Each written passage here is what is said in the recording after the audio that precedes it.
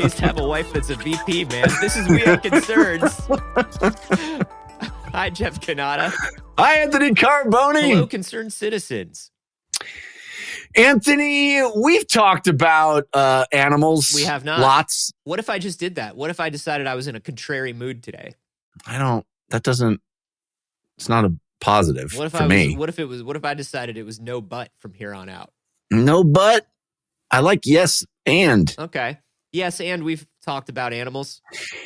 We talked a lot about kitty cats and their weird parasite that they sometimes carry around. That's right. The Toxoplasma gondii, the little parasite that can live inside kitty cat poop. You know, we've talked, I think, a number of times about it's a weird thing. Yeah, it's a weird thing so that messes people up. They have a thing in there. They have a parasite in them that makes people love cats. It makes rats run to their death because the parasite wants to be back inside of the cat. The parasite can only reproduce inside a feline. It can live inside any warm-blooded mammal. Yeah. It can hang out inside humans, inside any warm-blooded mammal.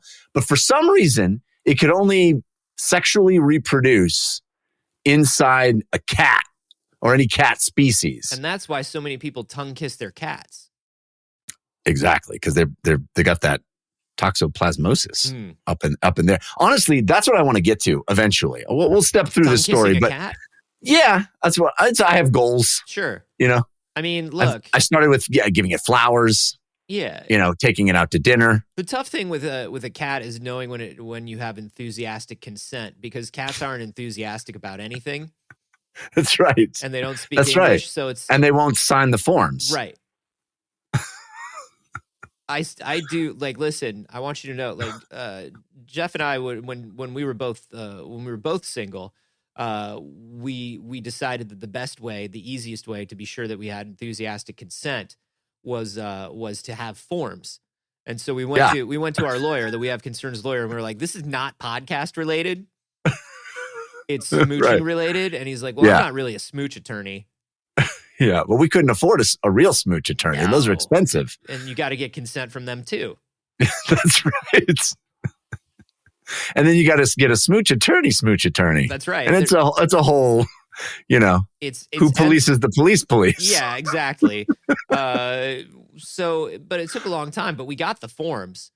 And I still use them. I use them every day. Smart. That's good. That's good. That's just sound thinking. Whenever I meet somebody, I just say to them, hey, I'm going to send you a DocuSign real quick. Yeah. Can you just log on in your phone? Need to initial in 3 places and then sign if you agree. I'm not trying to no pressure. No, I'm not trying to trick you into anything legally either, you know? Yeah. Enthusiastic. You know, it's so funny that you use that term, because literally just the other day, it was the first time I heard somebody say an enthusiastic consent kink. And I went, I think that's what I have. That's why I had the forms made. That's why I love those forms so much. Yeah, that's what they were talking about. Somebody to be so excited. Yeah. Anyway, that's what the cats will get from the weird Toxoplasma gondii that's in it. This parasite is a weird thing. It's super weird. It's super weird.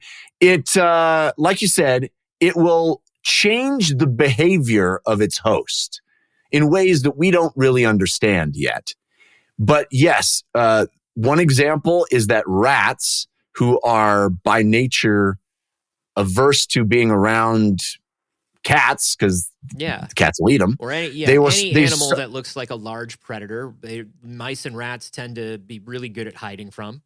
Yeah, and they avoid the smell of cat urine by nature. When they're infected with toxoplasmosis, they're attracted to cat urine. Yeah, that becomes their enthusiastic kink.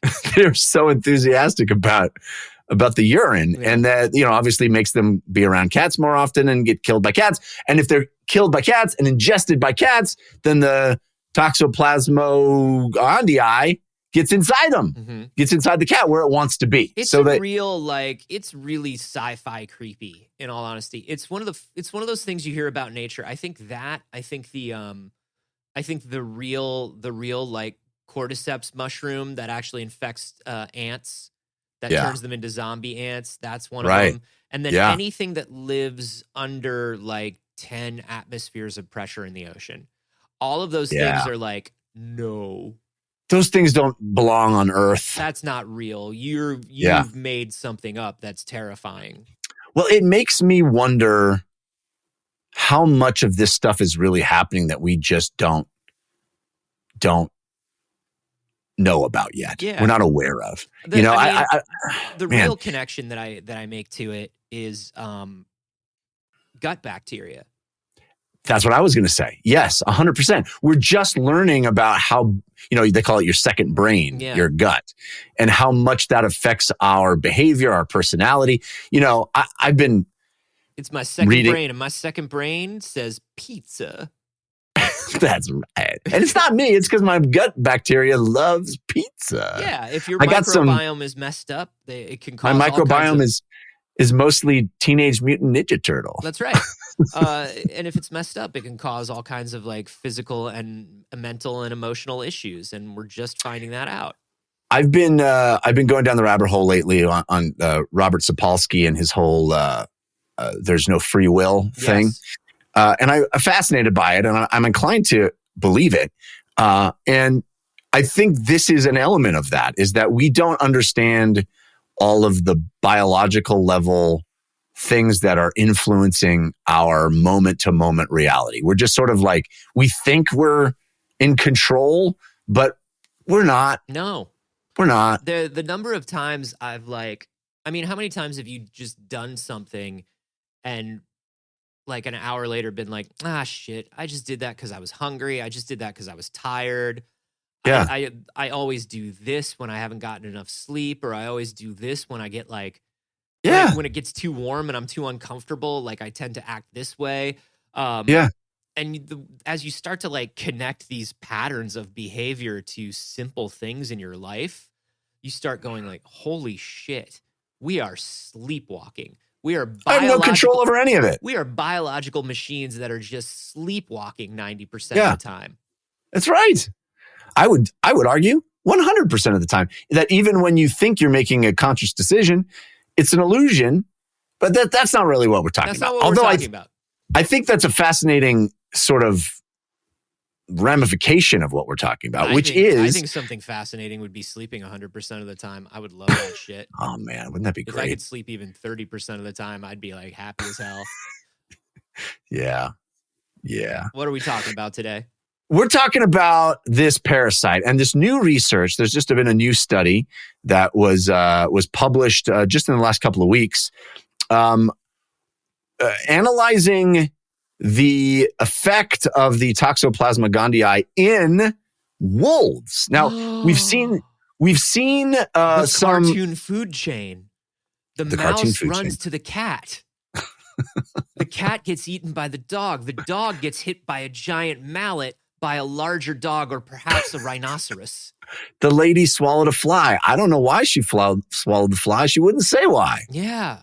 Okay. She swallowed a cat to get the fly. So here we have, according to every Metro-Goldwyn-Mayer animated cartoon I've ever seen, the natural predator of the cat. Well, yes, in some ways, it's some cats, or at least they hang out around them. We've already seen studies on the fact that chimpanzees that are infected with this toxoplasmosis will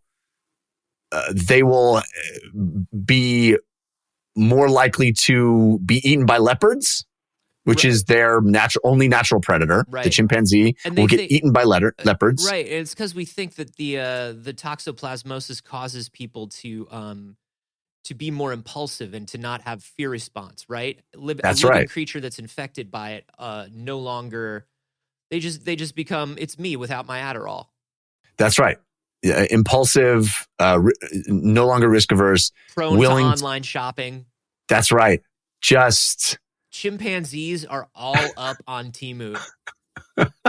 Too much Temu. It's too much Temu. If they get infected by the toxoplasmosis, you will find a chimp just like, I know that air purifier can't be as nice as it looks. That's right. But I need they don't one care, though. I need they one don't care. to get rid of the bacteria that keeps making me buy things on Temu. That's like what we call a recursive loop. That's right.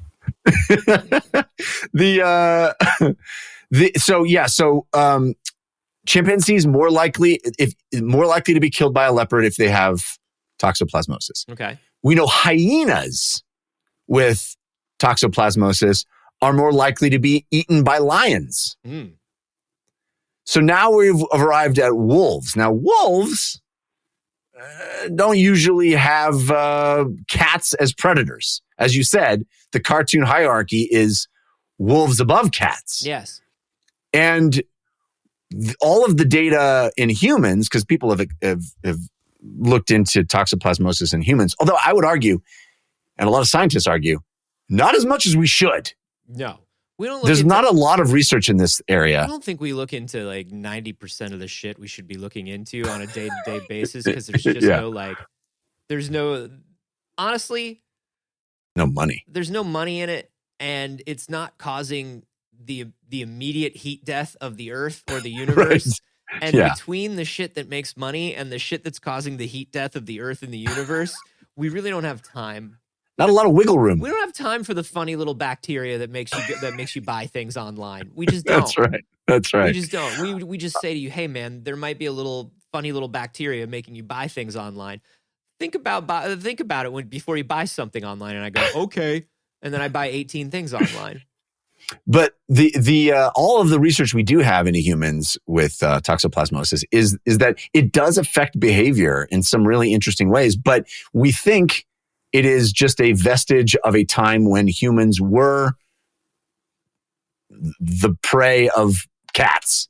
The whole idea was that it affected us because we could get eaten by cats and get the Toxoplasma gondii back in the cats. That's all it cares about, getting back in the cats. So the idea is, if this was if you were a living thing, if we gave this to an animal that never had a cat as a natural predator, it would not have a weakness to this bacteria. Is that the thing? This bacteria doesn't affect all living things. The theory is that it may only affect living things that have direct run-ins with cats. That's right. That's wild. Yes. That's buck wild, How dude. do it know? How do it know? Well, and also, like, if it's a bacteria that causes behavioral changes in living things, that would mean that there's some sort of physical thing about us on some level that it's physically connected to the fact that we used to have, like, the fact that it's physically connected to the fact that we used to have cats as predators is wild to me, because what about my fucking DNA or my being is about having a cat as a predator? You know what I mean? Yeah. There's some little thread. It's not just evolutionarily that's stuck around. It's not just a thing of like, well, this is a bacteria that makes you more impulsive because that makes you more likely to be around your predators. You're telling me it has to be cat. It has to be cat because that's the only thing it can reproduce in. That's fucking nuts, dude. Well, so now we get to the wolves, right? And the wolves no cats are a natural predator of wolves. They're laughing all the way to the fucking bank, these wolves. Well, so we have this new research where they studied 26 years worth of wolf behavioral data that they've, there's this really cool thing at Yellowstone National Park called... Yeah, it's a geyser. I've heard of it. You know about that? Yeah, dude. And Yellowstone? And Yogi Bear. No, wait, that's Jellystone. Is Jellystone a real place? I think it's... no, it is not. Can I go to Jellystone? Jellystone is a riff on Yellowstone. Did you not get that? Jabberjaw and Cindy Bear? When your picnic basket? Yeah. Also, how does Jabberjaw live there? It's not there's no ocean. Jabberjaw, I don't even know what Jabberjaw is. I don't remember that part. Jabberjaw is a shark. Oh, yeah. He walks on land, though. Yeah, Land shark. Yeah, sometimes he'll solve a mystery. Yeah. Or rewrite history. Yeah, I think that's the same one. Anyway, so there's this thing at Yellowstone. There's this thing called the Yellowstone Wolf Project. Do they have jackets? I bet they do. Dude. I bet they do. If you're part of the Yellowstone Wolf Project, send us one of your fucking jackets. Please. I want to see the logo. I know that somebody designed a logo for the Yellowstone Wolf Project. Dude, I bet it's sick as shit. The YWP? Come on. When we went to Japan, my friend bought one of those souvenir jackets for like a neighborhood in Tokyo, and the mascot for the neighborhood in Tokyo is a wolf, and it's the coolest fucking satin souvenir jacket I've ever seen in my life. And every day I think about that jacket, and I think about what's more important to me, my friend or their jacket, because I could have that jacket. It's a tough one. That's the toxoplasmosis talking. That's true. So the Yellowstone Wolf Project has tracked wolf behavior for 26 years. Exactly. And it's a large grouping of wolves. It's over 200 wolves, something like 226 wolves. And they collect... lifespan of a wolf? That's a good question. I don't know the answer to that. They've been taking blood samples of these wolves as well. So they found out that there's a significant number of them that have been infected with Toxoplasma gondii. Okay. And the reason for that is that they eat stuff like cougars or cougar poo. Sometimes they'll ingest. Sure. I'm not going to follow up on that one. I don't know why they're doing that. Can I tell you one of the most mortifying moments of my life? When you ate cougar poo?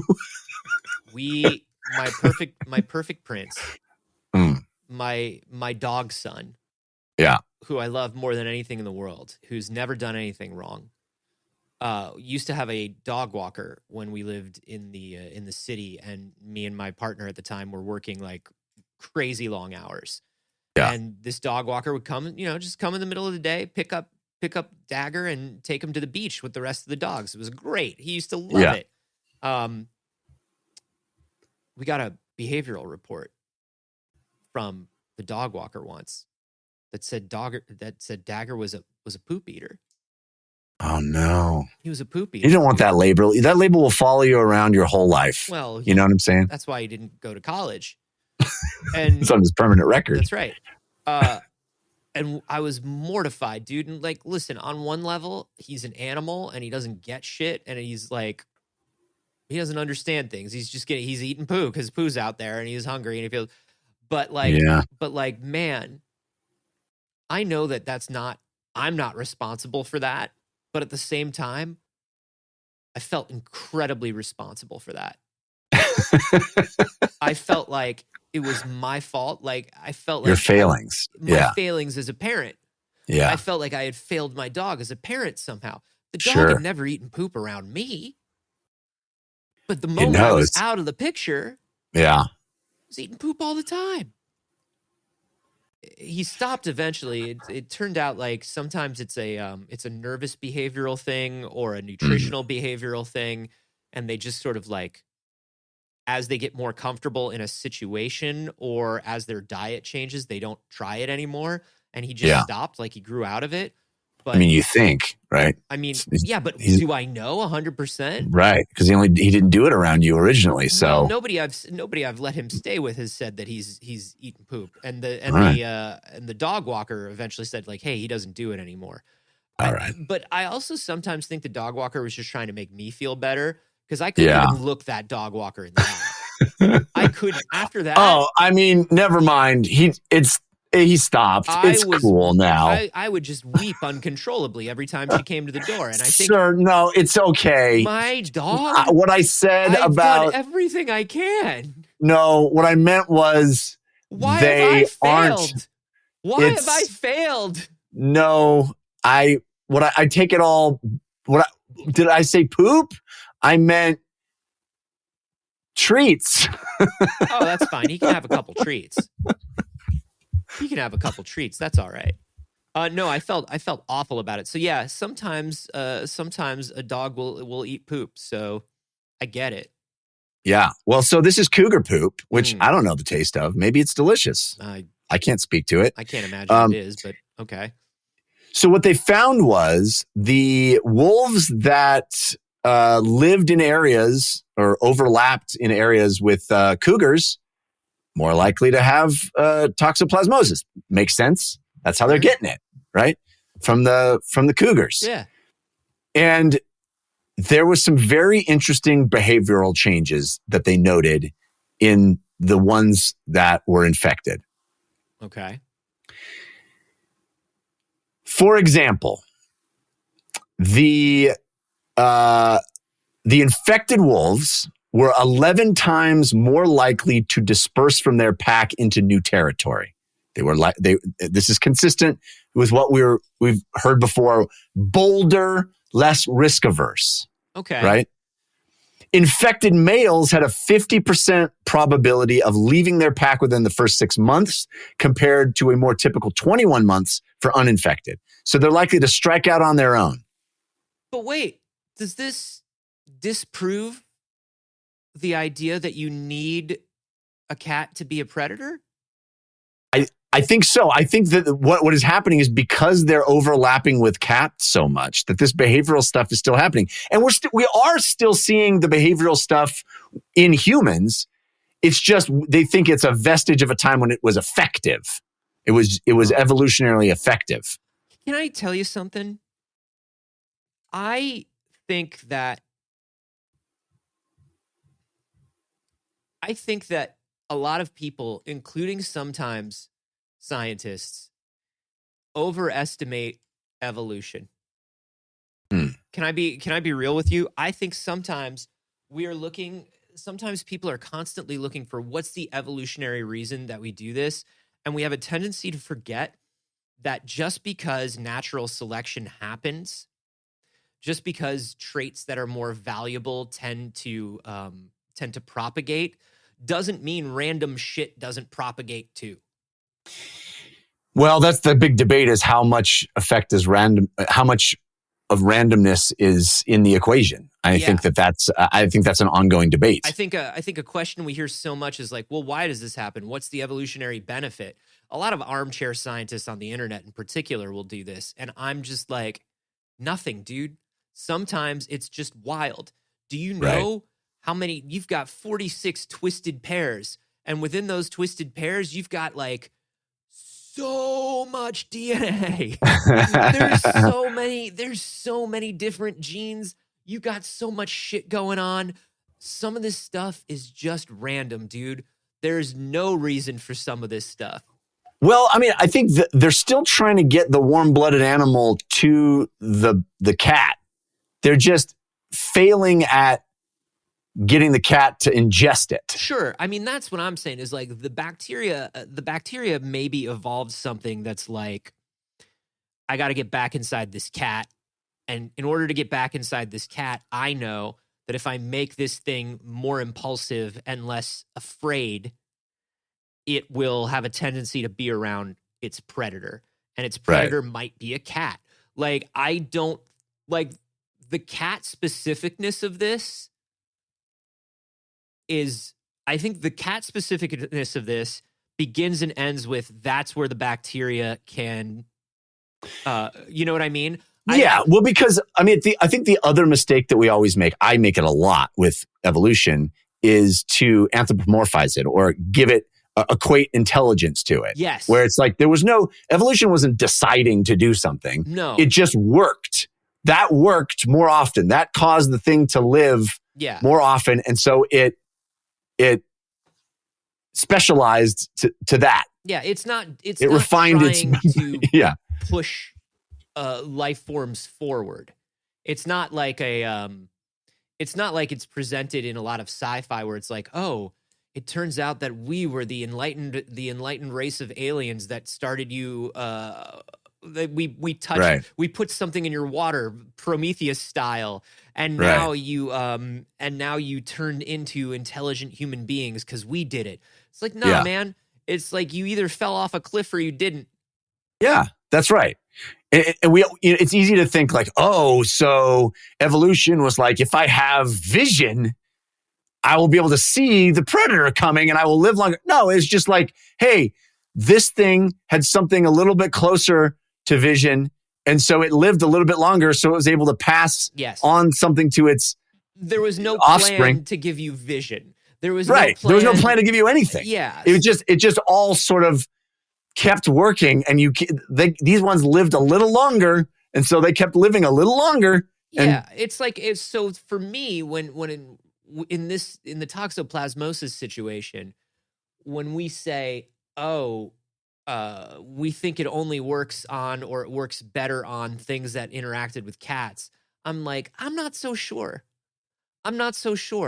I think that maybe it does want to get back inside of the predator. And so it's like, how do I get back inside of the predator? I've evolved this thing that allows me to get back inside the predator. But I don't think that like a cat needs to be your predator.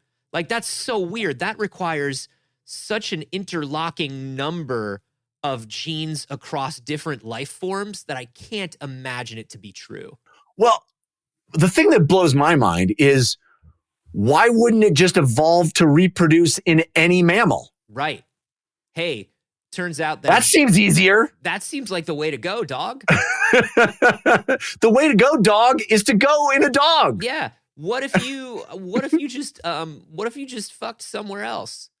Seriously. Like, I know it's weird. Like, I know that like for you, try new things. Try something. Enthusiastic consent. Enthusiastic consent. You know, Gandhi?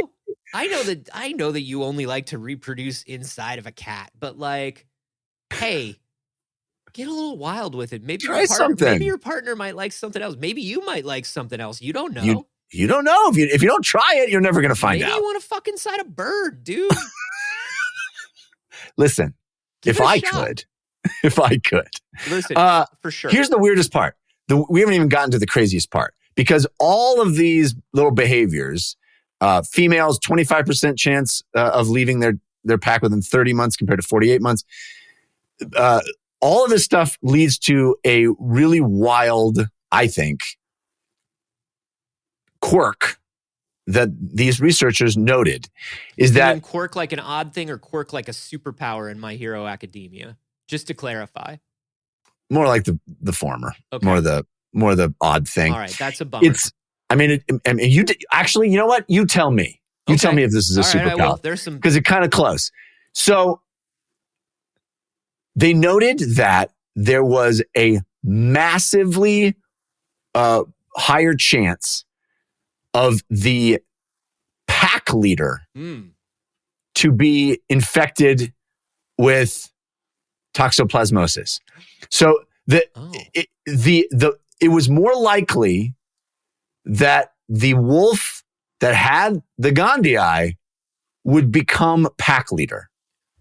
Interesting. Whoever eats bolder, the most poop is king. More aggressive, less risk averse. It became pack leader. So it started, as we know, wolf packs. It started making the decisions for the group, and it would start moving the group closer to where the cougars hang out. Damn, son. Right? They're muscling in on cougar territory? They're all over in Cougar Town. Whoa. Courtney Cox just has like a raw bird hanging out of her mouth. Looks up, it's just like, that's wild. So whoever eats the most poop is king. Whoever eats the most poop is king. Eat the cougar poop, ascend to pack leader, lead the pack to more cougar poop. But it's tragedy. It's what happens when anybody seizes power through some sort of nefarious magics, where like on a Game of Thrones or something. Where it's like, I trust the red woman to give me an heir, and it's right. like, oh no, now I've been stabbed through the eye. I don't know. It's been a while, but you eat the poop, you ascend to Poop King, but by ascending to Poop King, you lead your own pack, your own kingdom to ruin.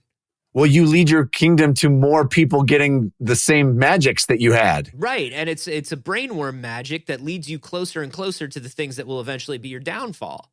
Well, but no, they're not predated by but a cougar won't fight a wolf over territory?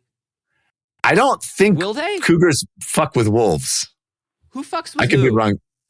I don't think there's any fucking between either of them. This is the problem. Which one's gonna start a fight? Because if they come across each other and there's like a dead bird, they're going to look at each other and be like, shit, man, I could really go for some dead bird. You know what I mean? I think the wolf is like, eat the bird, poop, I'll eat that. That's fair. It's just a deal. It's nature's bargaining. That's fair. Okay. So they move closer and closer to Cougar Town. Yeah. Does it affect the cougars or the wolves in any way to move closer and closer to Cougarton?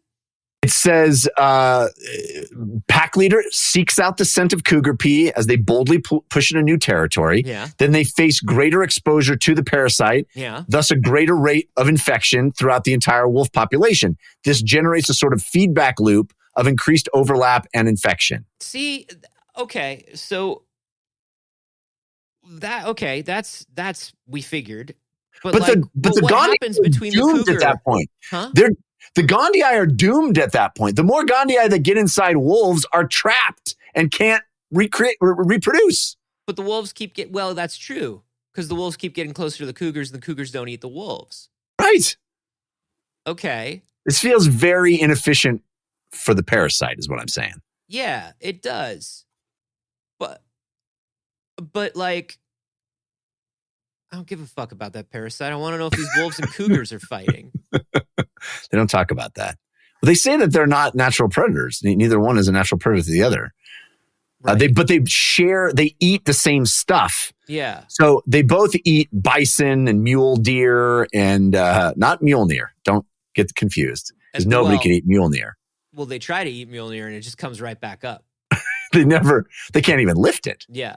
Because they don't have a heart of purity. Mm-hmm. They also eat elk. Okay.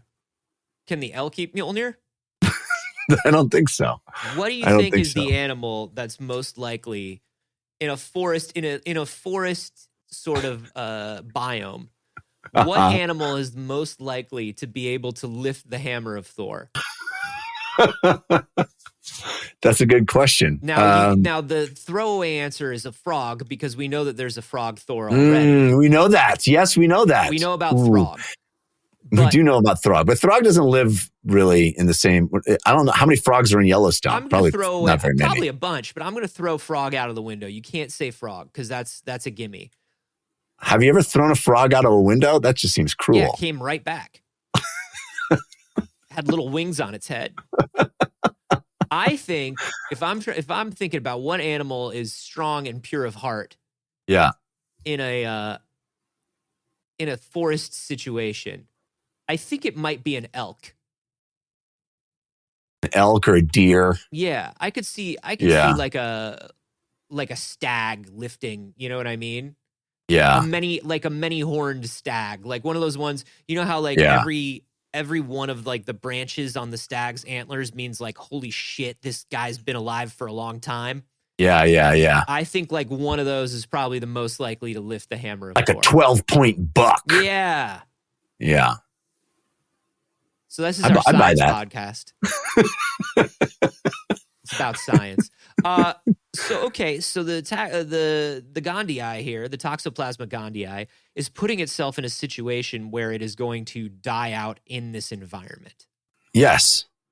But it's still fucking with the brains of these creatures. Right, which means take as far as like you needed a cat to be your predator, take that out of it. You just need to be around a cat. You need to be around a cat. Cats have to be involved. And then you want more cats around at all I think times. For me, this loops back around to kind of where we started, which is I think there are so many of these, I say external, but they really are internal because it's inside you. But these extraneous forces that help determine behavior of a creature. That there are these things that aren't intrinsic, because now these wolves aren't aren't acting in a way that is exclusively about their self-interest. Right. There's this thing that's influencing them. And I think we will find over the long stretch of time that is much more common than we think. You talked about gut biome. I think there's a level of that kind of interconnectedness that when we observe behavior of a creature, I don't think we're necessarily just observing the behavior of one creature. That's just like in this case. You know what I mean? Yeah, I think that's 100% true. I think when you look at the small changes in environment that can mess up an entire way of life. I mean, I think about things as small as like, hey, like living in Florida, don't keep your porch lights on during turtle mating season, because they will move towards your light. They will get confused and move towards the lights, and they won't mate, and they won't go back towards the ocean. I think about things like studies done on people who grew up underneath power lines, or like all these little things, like little additives that are in the air, little additives that are in the water. And we talk about microplastics and like all of the wild external, quote unquote, external stuff. Just bacteria that's in water in different environments. That, I mean, going to a different country and drinking the water and getting sick because they have different bacteria in the water. Right. That don't affect anybody that lives there. Right. We've seen all these things on a scale that like we understand, but we tend to only understand the ones that are dangerous to us. Yeah. Or immediately dangerous to us. The ones that cause like long-term effects, like how long did it take? And this is another major like external one that we caused, but like how long did it take to figure out that, hey man, don't use lead paint. Hey, don't use asbestos. Right. Yeah. Took years. Right. Yeah. And those are things that, once again, are easy to point to because they're external. But you have to imagine that there are just as many things every day that are internal, that are natural, or not extra. I mean, natural to the environment, naturally occurring. It all leads me to sort of be more inclined to subscribe to a deterministic view of the world. That if you could possibly, I think it's impossible, but if there was a way to look at the pattern on such a specific level, if you were able to see all the different ways that things bump into each other, that you could see a causal relationship between all of it. That it's just, they talk about it as being like billiard balls. Yeah. If at a certain point we are all just billiard balls and there's no decision making, it's all just things bumping into each other and pushing off. And I don't know. I don't mean to get too heady on this one, but it feels like that.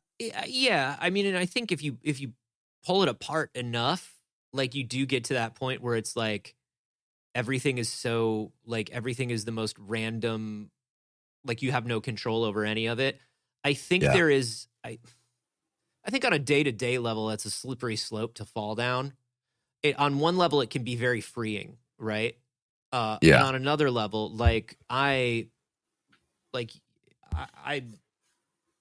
love absurdist shit. You know what I mean? I try to take as much of an absurdist view as I can, but at the same time, like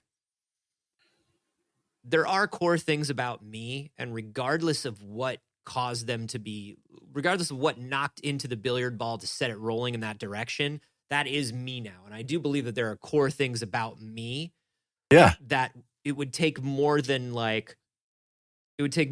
a bacteria that's normally in the water to like really set off. You know what I mean? Maybe it would be different if I went to like a completely different country and I drank like a different bacteria and it gave me like fucking RFK brainworms or some shit.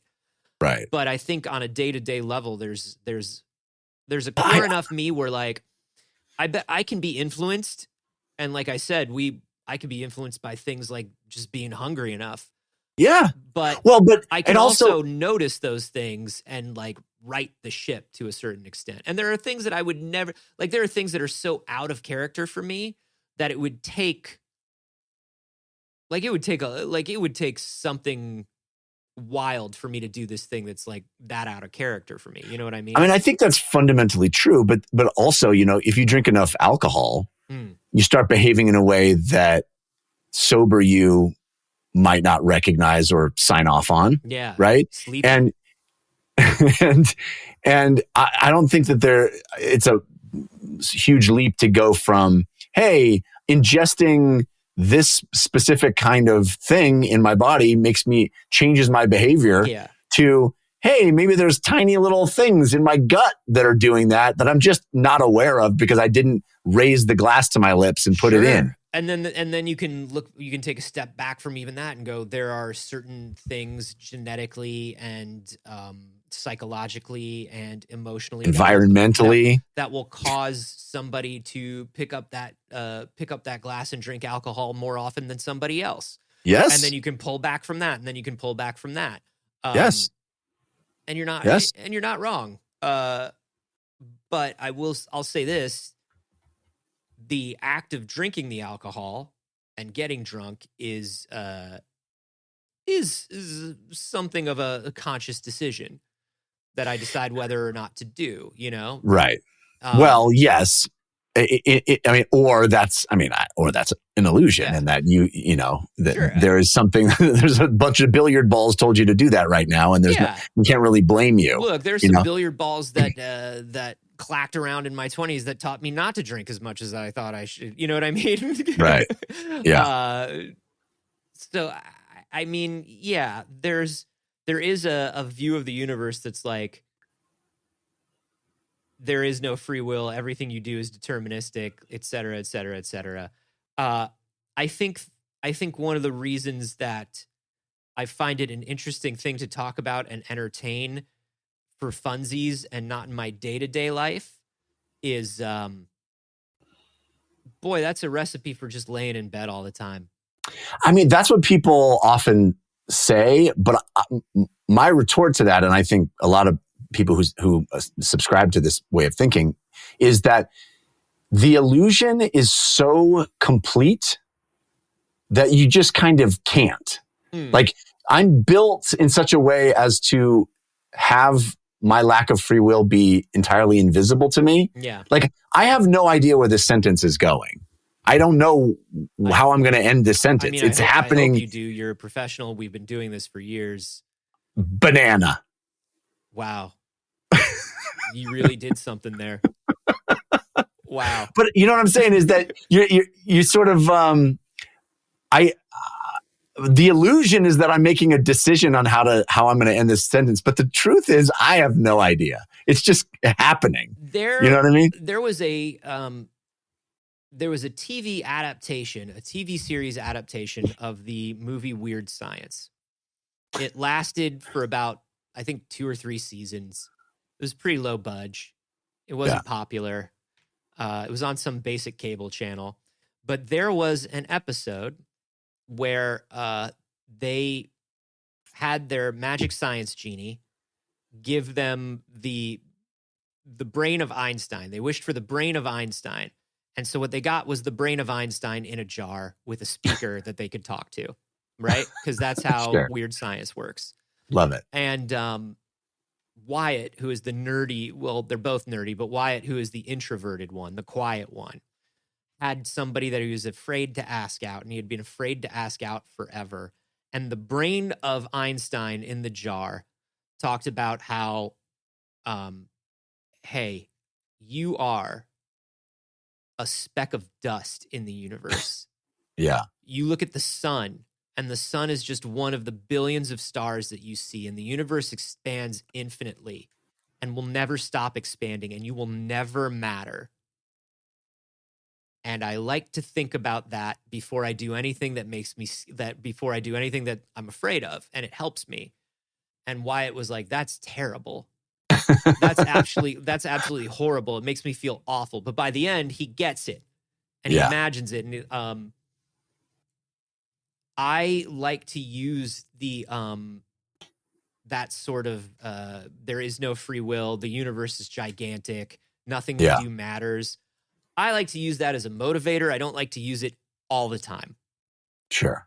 So, you know, when we talk about this and I'm like, I'm saying because, like, for me, if I were to fully give in to that idea, I know that I would literally just lie on the couch all day.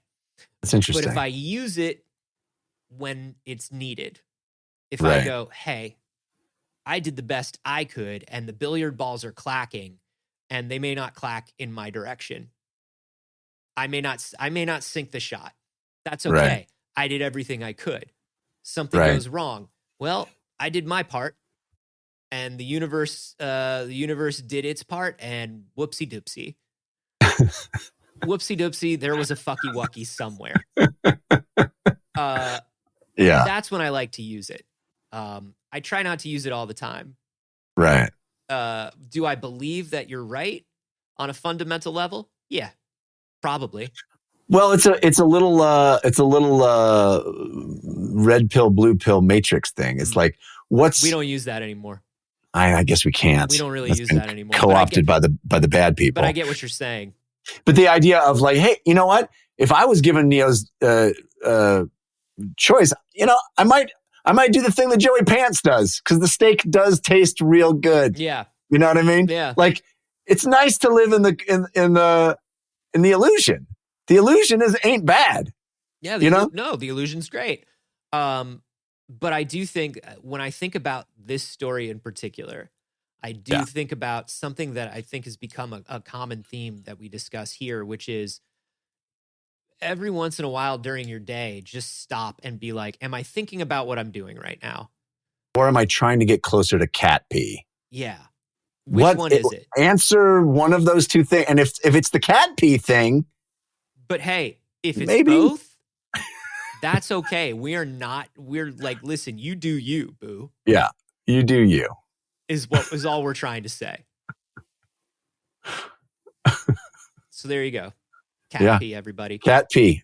Do you want to discuss cat pee more? Probably. Sure. We all do. We all do. Where can I go to discuss cat pee nonstop? Oh, there's a magical place where cat pee rains like waterfalls from heaven. And it's our Discord. Oh, people just dancing in the urine of cougars all day long. You can be part of that, but we're not going to let you do it for free, because we want to keep the riffraff out. Yeah, we want to get to make sure that you've been infected by our particular parasite. And the way we do that is by charging you a single dollar every month. $1 a month. It's peanuts compared to peanuts. You know what I'm saying? I get what you're saying.